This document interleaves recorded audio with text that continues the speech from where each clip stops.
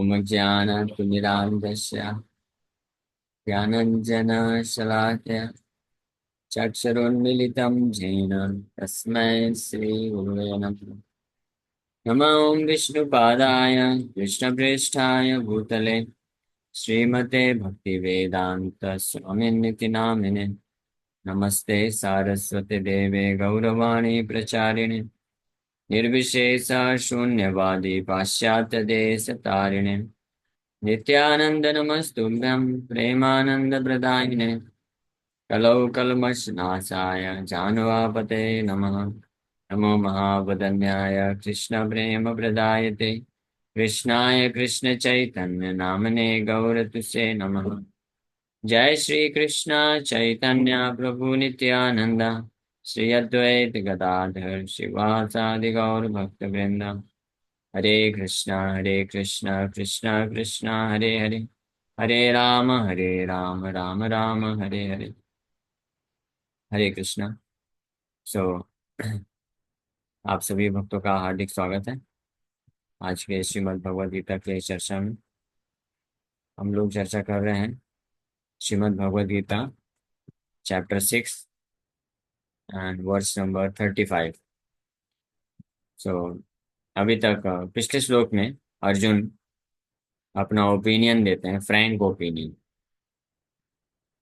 क्या बोलते हैं अर्जुन? चंचलम ही मनः कृष्ण प्रमाते बलवद दृढ़म तस्याहम निग्रहम मन्ये वायुरिव सुदुष्करम। उसके पिछले श्लोक में अर्जुन बोले यो अयम योगस्त्वया प्रोक्ता साम्येन मधुसूदना एतस्याहम न पश्यामि चंचलत्वात् स्थितम स्थिराम। कि जिस प्रकार का योगा सिस्टम आप मुझे रिकमेंड कर रहे हैं हे कृष्ण, वो मेरे लिए उसको कर पाना प्रैक्टिकल नहीं है, व्यवहारिक नहीं है। क्यों? क्योंकि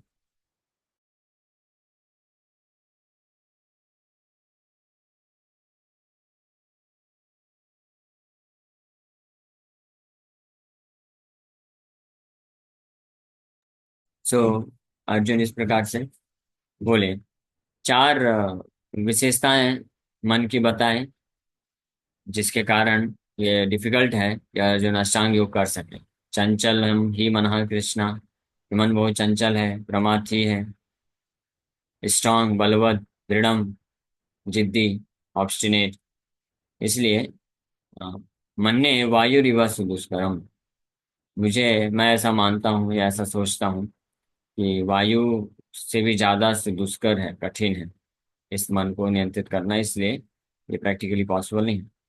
तो भगवान कृष्ण जब ये सुने इस प्रकार से अर्जुन के ओपिनियन को, तो भगवान अब बोल रहे हैं 35 नंबर श्लोक।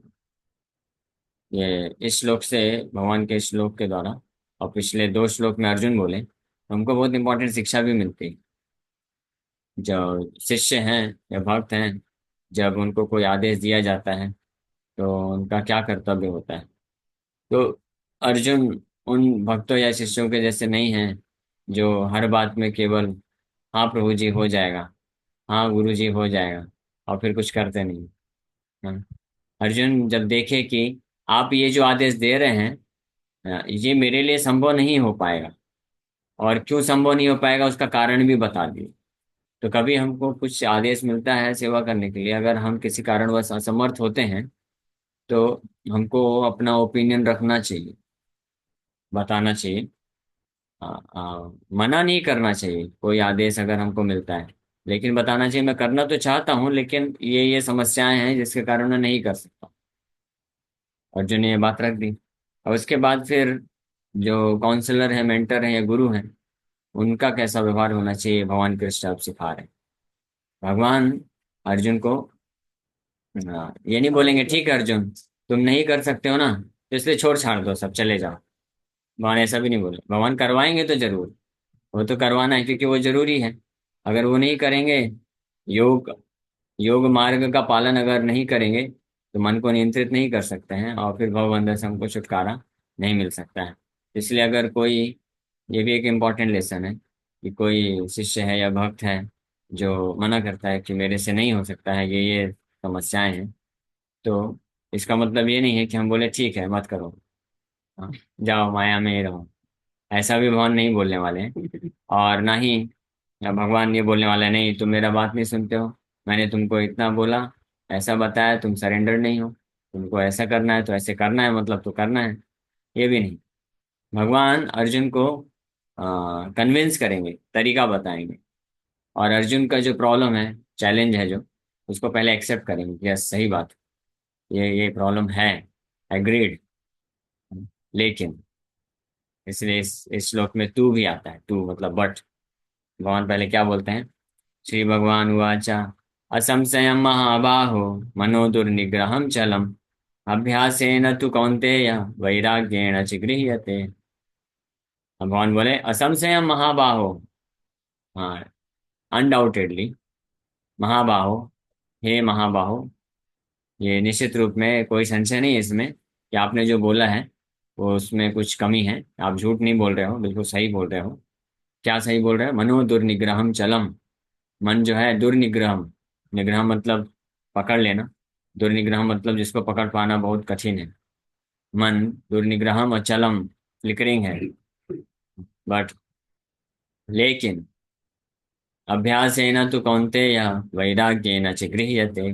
दुर्निग्रह है, दुर्निग्रह मतलब जिसको पकड़ पाना कठिन है, क्योंकि चलम फ्लिकरिंग है, चंचल है, लेकिन फिर भी तरीका है अर्जुन जिसके माध्यम से आप कैप्चर कर सकते हो मन को। Lord Krishna said, O mighty arm son of Kunti, it is undoubtedly very difficult to curb the restless mind, but it is possible by suitable practice and by detachment. It is very difficult, सत्य बात है, बहुत कठिन है चंचल मन को curve करना, यानी दमन करना, कंट्रोल कर पाना। हाँ, लेकिन लेकिन असंभव भी नहीं, संभव भी है, असंभव भी नहीं। नहीं, हाँ, संभव ही नहीं। नहीं नहीं, संभव नहीं ऐसा नहीं बोले कि संभव नहीं है, कठिन है ना। भगवान बोले, भगवान ने अर्जुन की बात को स्वीकार कर ली। भगवान बोले, अर्जुन बोला चंचला में मना कृष्णा प्रमाति बलवत दृढ़ तस्याहम निग्रह मन्ने। अर्जुन बोल रहा है निग्रह मन्ने, उसको निग्रह करना मेरे लिए मैं सोचता हूँ। तो सही बात है, तुम्हारे लिए संभव नहीं है, तुम जो सोचते हो ना, तुम सोच रहे हो ऐसा, तो सही बात, तुम्हारे स्तर पे संभव नहीं है। लेकिन ऐसा नहीं बोल सकते कि किसी के लिए संभव नहीं। नहीं। हाँ, इसलिए भगवान ने बोल दिया संशय महाबाहो मनोदुर्निग्रहम चलम, डाउट अनडाउटेडली, यानी इसमें कोई संशय नहीं है अर्जुन, तुम महाबाह हो, बहुत शक्तिशाली हो, लेकिन फिर भी मन इतना पावरफुल है, उसको निग्रह कर पाना बहुत कठिन है, very difficult. But there is process, अभ्यास है न तो कौन्तेय वैराग्येन च गृह्यते। निग्रह कर पाना डिफिकल्ट टू कर्व, उसको दमन कर पाना मन को बहुत कठिन है, लेकिन एक तरीका है अर्जुन जिससे किया भी जा सकता है, सोल्यूशन भी है। तो वो सोल्यूशन मैं आपको बताऊंगा, भगवान कृष्ण बोल रहे हैं। तो सोल्यूशन क्या है? अभ्यास है ना तो कौन्तेय वैराग्य न चिगृह्यते। It is possible by suitable practice. अभ्यास है ना का प्रभुपाद जी अनुवाद लिख रहे हैं, सूटेबल प्रैक्टिस, कोई भी प्रैक्टिस से नहीं होगा, सूटेबल प्रैक्टिस, है ना। जैसे कोई बीमारी है, तो जब बीमारी किसी को हो जाती है, तो उसके लिए पॉसिबल नहीं है उस बीमारी से अपने आप को दूर कर पाना, उसके जो उसके कारण जो कष्ट आएंगे, तो उसको वो नहीं हटा सकता है। बीमारी के कारण बुखार आता है, सिर दर्द होता है, तो वो नहीं हटा सकता, कर नहीं सकता।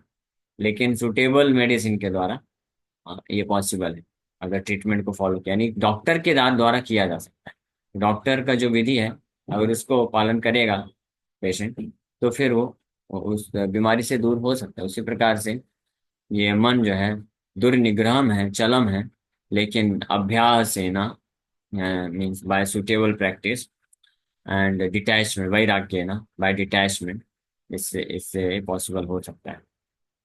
तो ये अभ्यास है ना और वैराग्य ना, ये क्या चीज? अभ्यास का मतलब किस चीज का अभ्यास? मन को कंट्रोल करने का। मन को कंट्रोल ही तो नहीं कर सकते हैं, तो किसका अभ्यास करेंगे? सुटेबल प्रैक्टिस बताया गया है, मन को एंगेज करने का अभ्यास, मन को कृष्ण कॉन्शियसनेस में एंगेज करने का जो अभ्यास है, उसके द्वारा। और वैराग का मतलब क्या है? मन को इग्नोर करने का, उसको बोलते हैं वैराग। तो मन को एंगेज करना कृष्ण कॉन्शियसनेस में, और मन की जो अनफेवरेबल चीजें उसको इग्नोर करना, यानी मन से डिटैच होना। वैराग्य उसको बोलते हैं। Be detach from mental desires concoction, उससे अपने आप को डिटैच कर लेना। So the difficulty of controlling the obstinate mind, as expressed by Arjuna, is accepted by the personality of God. भगवान कृष्ण के द्वारा ये मन को, ऑब्स्टिनेट माइंड, ऑब्स्टिनेट मतलब जिद्दी मन को नियंत्रित करने की जो कठिनाई है, जो अर्जुन यहाँ पे बोले पिछले श्लोक में, भगवान भगवान कृष्ण उसको स्वीकार की। But at the same time he suggest that bye practice and detachment it is possible. लेकिन साथ ही साथ में भगवान जो है ऐसा छोड़ नहीं दे रहे हैं। हाँ ठीक है, मन नहीं नियंत्रित कर सकते हैं तो ठीक है, मन के वशीभूत होकर कार्य करो, क्योंकि वो तो सोल्यूशन नहीं हुआ ना। जैसे मान लीजिए कभी कोई भक्त बोलता है रोज ही नहीं हो सकता है, इतने इतना प्रयास कर रहे, इतने साल हो गए, फिर भी जो है मन विचलित होता है, मन भटकाता है, मन नियंत्रित नहीं होता है, इसलिए भक्ति करने का क्या फायदा, है ना? अगर कोई ऐसा सोचता है तो फिर भक्ति करने का क्या फायदा, तो अगर भक्ति नहीं करता है तो फिर क्या करेगा?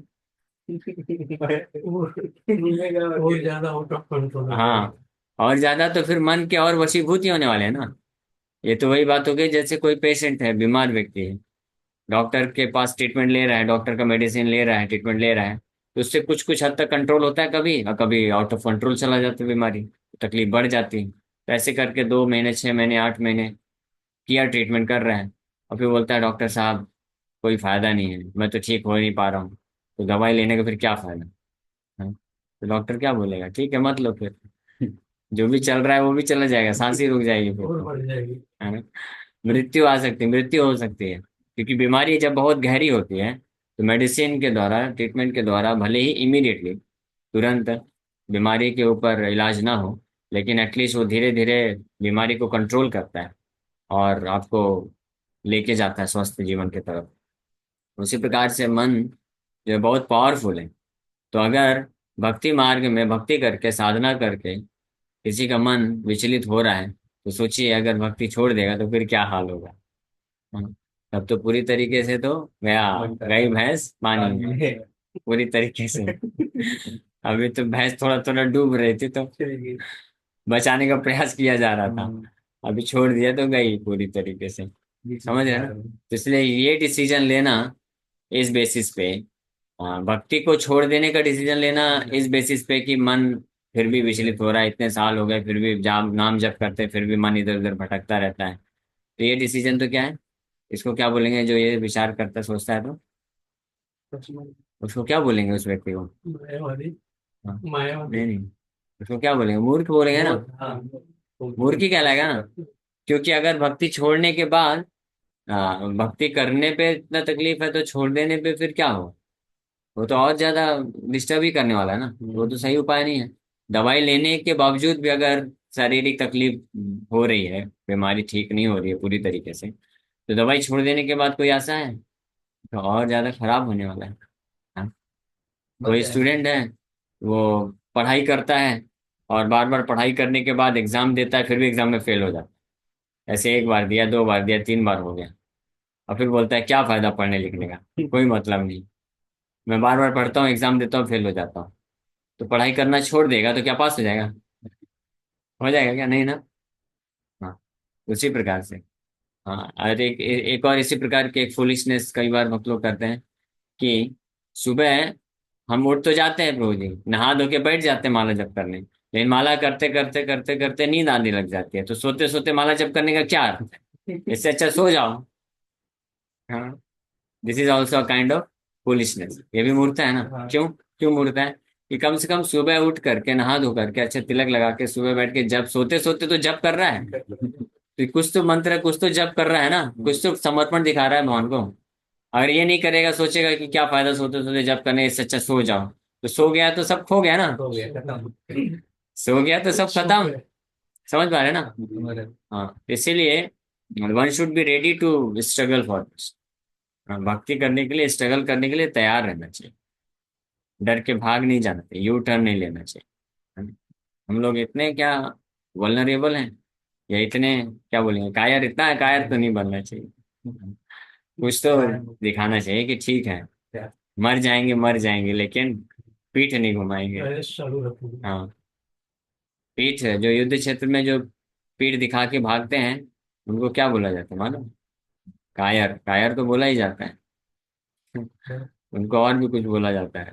भगवान कृष्ण बोले अर्जुन को, अर्जुन तो खैर डर के मारे पीठ नहीं घुमा रहे थे, भौतिक आसक्ति के कारण अर्जुन पीठ घुमाना चाह रहे थे। भगवान बोले क्लब्यम माइस्गमा पार्था न एतत्त्वयि उपपद्यते, क्षुद्रम हृदय दौर्बल्यम त्यक्त्वा तिष्ठा परंतपा। परंतपा हो तुम, क्लैब्यम माँ इस गमा पार्था। क्लैब्यम मतलब जानते हैं? नपुंसक, भगवान बोल दिए। नपुंसक, हाँ याद याद। Do not yield to this degrading importancy. सोचिए, इतना बड़ा क्षत्रिय को, अर्जुन जैसे क्षत्रिय को जो देवताओं को भी हरा दिया था, भगवान डायरेक्ट बोल दिए कि नपुंसकता मत दिखाओ अर्जुन। कैसे भी लोग। तुम ऐसे कैसे बातें कर रहे हो?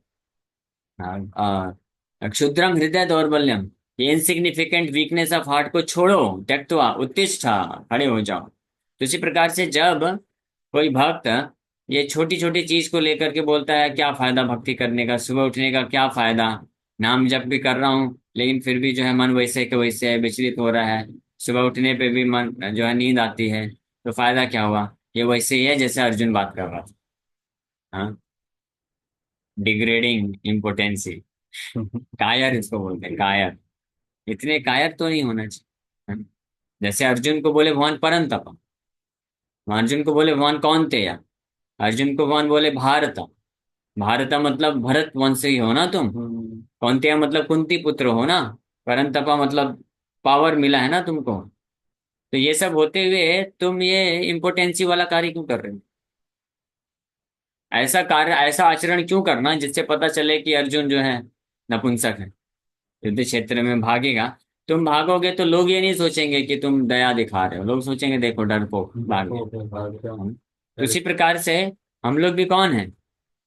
हाँ, हम लोग प्रभुपाद जी की परंपरा में हैं। हमारे गुरु शिष्य परंपरा में श्रीला प्रभुपाद जी हैं।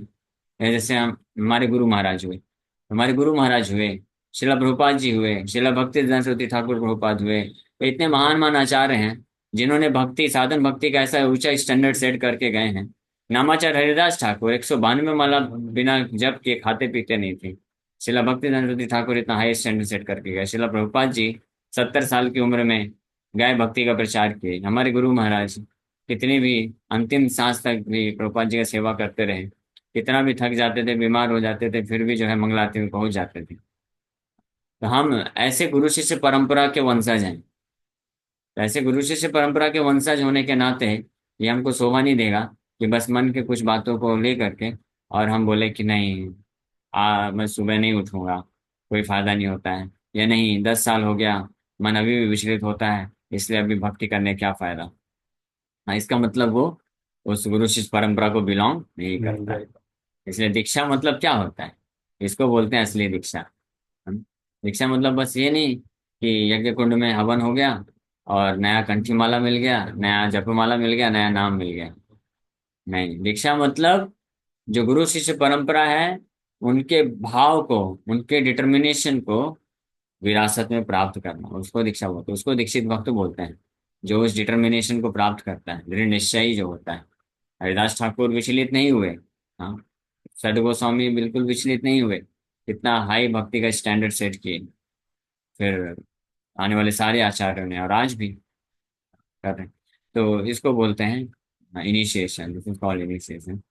और मन दुर्निग्रह है, निश्चित रूप में दुर्निग्रह है, यानी इसको कंट्रोल कर पाना बहुत कठिन है। लेकिन भगवान बोल रहे हैं अभ्यास है ना, bye suitable practice, suitable practice के द्वारा और वैराग्य ना, डिटैचमेंट के द्वारा ये किया जा सकता है। तो सुटेबल प्रैक्टिस क्या है?